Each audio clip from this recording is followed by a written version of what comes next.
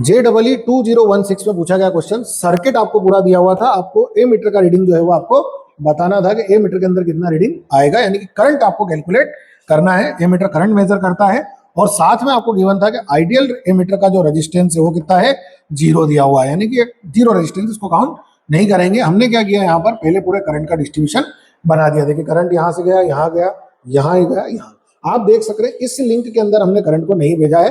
क्यों नहीं भेजा है? क्योंकि जो कैपेसिटर है वो डीसी करंट को क्या करता है, ब्लॉक करता है। डीसी करंट को क्या करता है, ब्लॉक करता है। दैट मींस इस स्विंग में कोई करंट नहीं जाना चाहिए और नहीं जाएगा। ठीक है, तो यहाँ पे बात हो गई। अब करंट किधर जाएगा, यहाँ, और यहाँ जाने के बाद यहाँ, और यहाँ जाने के बाद यहाँ। अगर आप ध्यान से देखेंगे तो ये दोनों जो हैं वो किस में आ गए हैं, ये दोनों हमारे पैरेलल कॉम्बिनेशन में आ गए हैं।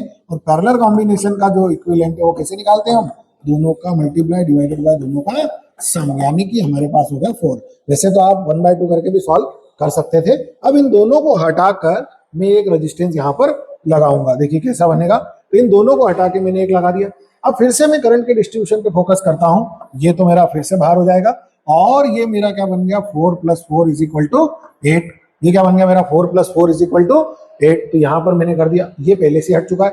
अगेन 8 और 8 ये दोनों किस में आ गए, मेरे पैरेलल में आ गए। चूंकि इसकी रीडिंग क्या है, इसका जो रेजिस्टेंस है वो क्या है, वो 0 है, तो इसका लेना देना नहीं है। इसको फिर से देखते हैं, फिर से हमने अगला बनाया तो ये दोनों किस में आ गए, पैरेलल में आ गए। और पैरेलल कॉम्बिनेशन का फिर से हम रेजिस्टेंस निकालेंगे, so it will be 4 ohm, it will be 4 ohm. और ये फिर से मेरा क्या है, आइडियली 0, इसको हटा देते। अब फिर से देखिए आप, 4 + 1 = कितना बनना है, ये 4 + 1, ये दोनों सीरीज में आ गए, तो 4 + 1 = 5। सो करंट अगर मैंने कैलकुलेट करना है तो करंट क्या होता है, V/R, यानी 10/5, यानी ये करंट हो गया मेरा 2 एम्पियर। तो यहां से क्या हो रहा है, 2 एम्पियर का करंट जो है वो इसमें भी जा रहा है, 2 एम्पियर का करंट यहां भी आ रहा है। अब फिर से पीछे आते हैं, यहां जो करंट आया था वो कितना आया था, 2 एम्पियर का करंट था। अब चूंकि दोनों तरफ रेजिस्टेंस बराबर है, तो 1 एम्पियर इधर कर दीजिए, 1 एम्पियर इधर कर दीजिए, और यही 1 एम्पियर घूम के यहां पर आएगा। सो हमारा आंसर हो जाएगा 1 एम्पियर। कितना एम्पियर का करंट बताएगा ये, 1 एम्पियर। Thank you.